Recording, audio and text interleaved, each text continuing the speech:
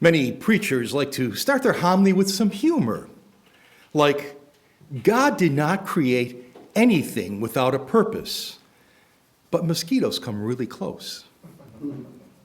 Jesus starts today's teaching with two humorous questions. Can a blind person guide a blind person?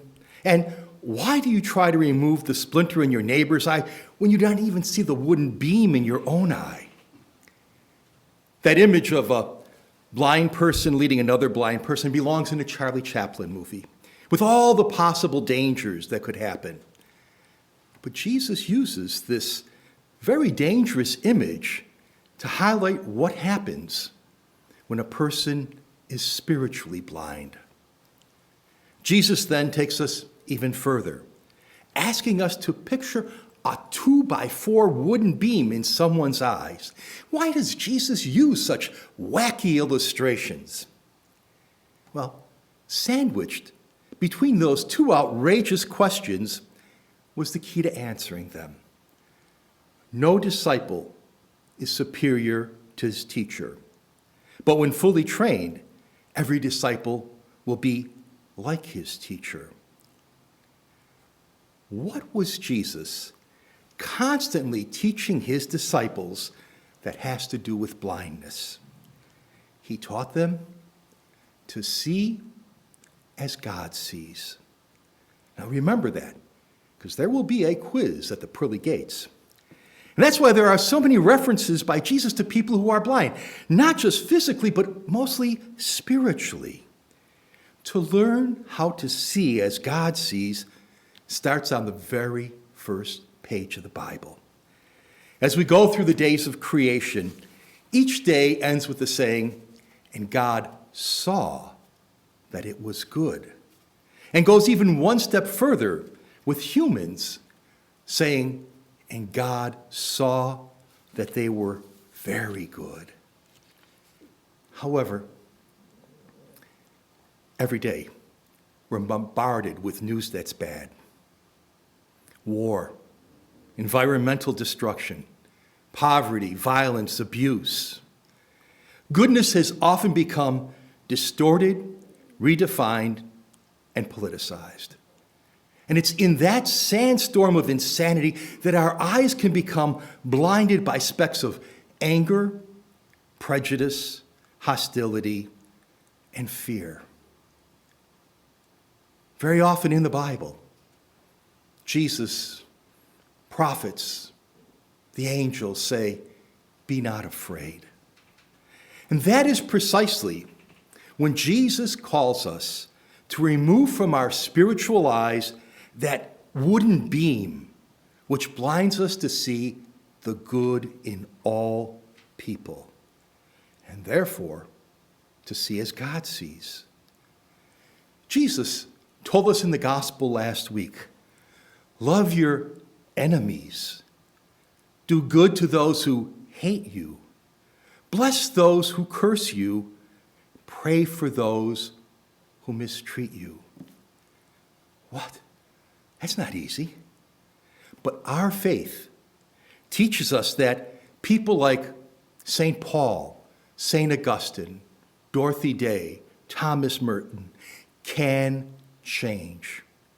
That the good with which they were born is always within their soul. And so when we hear news that is bad or tragic, our faith calls us to ask the question, what needs to change? What do we need to do to bring out the good? Here's a key teaching of Jesus that I hope you will always remember. You will never look into the eyes of any person whom God does not love. Again, you will never look into the eyes of any person whom God does not love. There's a saying, an entire sea of water cannot sink a ship unless it gets inside the ship. Likewise, the negativity of the world cannot put you down unless you allow it to get inside of you. How we see life and our daily experiences is within each one of us. It's something we control and we can change. We do not see things in life as they are. We see them as we are.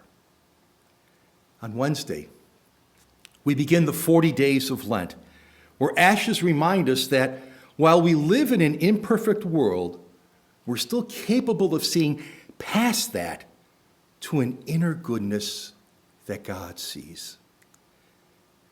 That's not easy, which is why daily prayer is essential. It can help us to strengthen our perception with a clearer focus on seeing goodness in all people and all creation.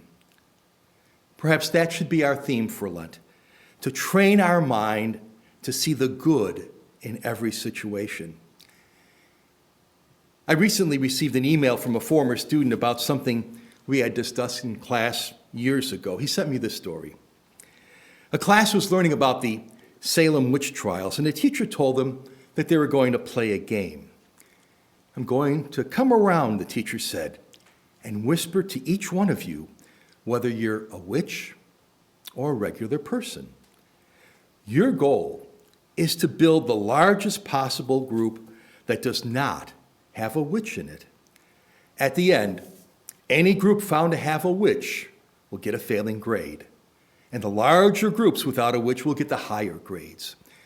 Well, the students dove into grilling each other.